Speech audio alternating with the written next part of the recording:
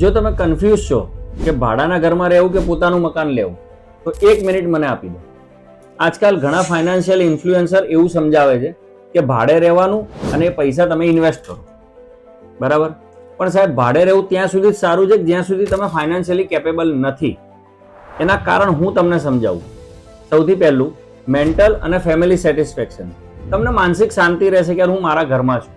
Family satisfaction, સાહેબ, દર 2-4 વર્ષે ઘર બદલવા એ સરળ નથી. ત્રીજી વસ્તુ, તમે ભાડાના ઘરમાં રહેતા હશો તો કેટલો ખર્ચો કરશો, પણ પોતાના ઘરમાં રહેવાની એક અલગ જ મજા છે. વેલ્થ ક્રિએશન, ભાડું જે ભરશો ને એ ઝીરો થઈ જવાનું. અને બીજી વસ્તુ છે કે તમે હપ્તા ભરી અને પ્રોપર્ટી બનાવી તો એનું વેલ્થ ક્રિએશન થયું.